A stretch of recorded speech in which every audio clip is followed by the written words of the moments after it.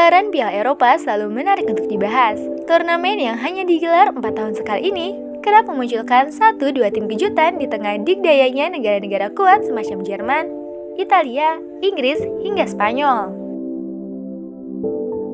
Tim-tim non-unggulan ini ada yang mampu melaju hingga jauh, bahkan hingga menjadi juara, seperti Denmark di Piala Eropa 1992 dan Yunani di edisi 2004.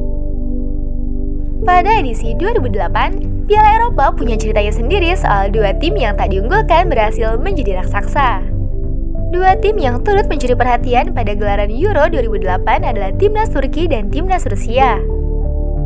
Namun, akan menarik untuk membahas Timnas Turki. Sama halnya dengan Rusia, Turki berhasil menembus babak semifinal. Namun, yang membedakan Turki dari Rusia adalah perjalanan yang mereka lalui hingga sampai ke semifinal dan ketiadaan sosok bintang yang menonjol di skuad mereka. Seperti halnya Andrei Arshavin atau Roman Pavlyuchenko yang menjadi nama besar bagi timnas Rusia. Pada Piala Eropa 2008, tim Turki yang saat itu dilatih oleh Fatih Terim sang pelatih kawakan yang benar-benar mengandalkan kolektivitas dan semangat patriotisme membela negara. Berada satu grup dengan Portugal, Swiss, dan Republik Ceko, Turki menjadi tim yang tidak diprediksi bakal melaju jauh. Terlebih pada pertandingan pembuka, mereka kalah 0-2 dari Portugal. Saat itu, gol Pepe menit ke-61 dan Raul Meireles di ujung laga membuat Turki harus memulai start buruk di Piala Eropa 2008. Di partai kedua ketika melawan Swiss, Turki sempat tertinggal lebih dulu lewat gol Hakan Yakin di menit ke-37. Sebelum akhirnya berhasil mengejar di babak kedua lewat gol dari Semi Centruk di menit ke-57 dan Arda Turan di injury time. Turki berhasil merebut 3 poin yang kembali membangkitkan asa mereka. Menurut sang pelatih, Fatih Terim, kisah Turki di Piala Eropa baru dimulai.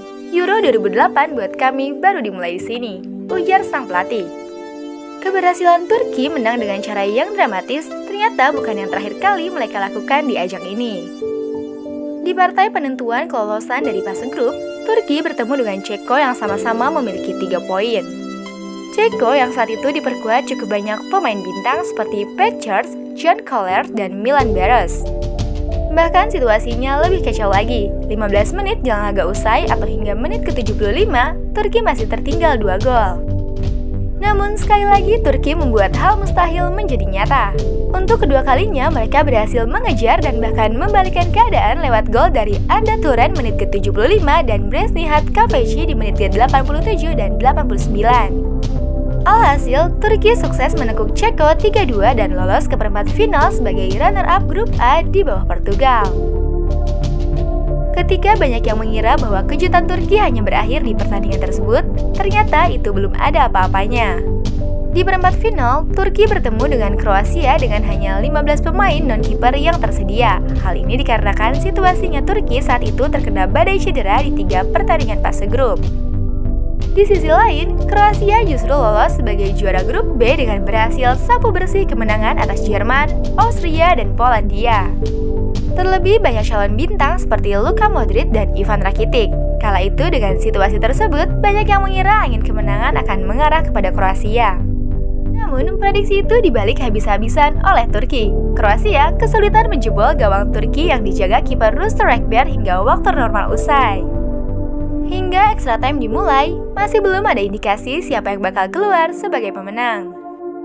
Hingga akhirnya kebuntuan pun berakhir pada menit ke-118 kala striker Kroasia Ivan Klasnic menjebol gawang Rüster Ekber yang melakukan kesalahan. Kroasia unggul 1-0 dan siap merayakan kemenangan. Tertinggal 0-1 di sisa 2 menit pertandingan, jelas raut wajah kecewa dan terlihat pasrah dari seluruh pemain Turki. Namun, keajaiban yang ketiga hinggap di kubu Turki. Mereka menyamakan kedudukan lewat Semi Centruk di menit ke-120+2 dan memaksa pertandingan dilanjutkan melalui adu penalti. Gol Semi Centruk nampaknya membuat mental pemain Kroasia langsung jatuh dan akhirnya gagal mengeksekusi 3 tendangan di babak adu penalti. Turki pun akhirnya lolos ke babak semifinal.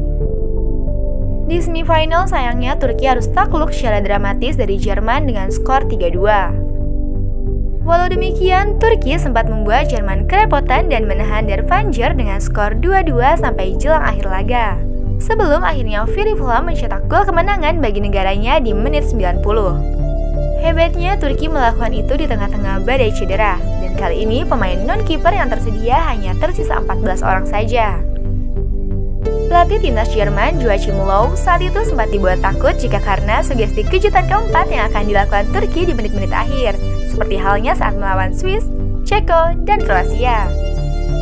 Ini merupakan prestasi tertinggi timnas Turki setelah apa yang mereka dapatkan di Piala Dunia 2002 lalu.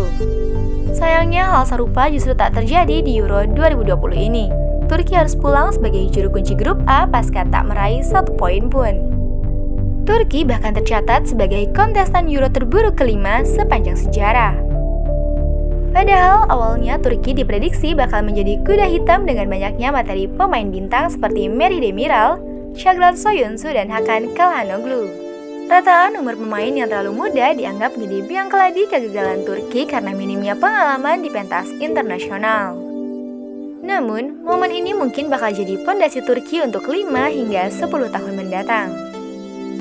Dan itu dia perjalanan dramatis dari timnas Turki di Piala Eropa 2008. Sampai jumpa di informasi-informasi unik dan menarik lainnya seputar dunia sepak bola, dan salam olahraga.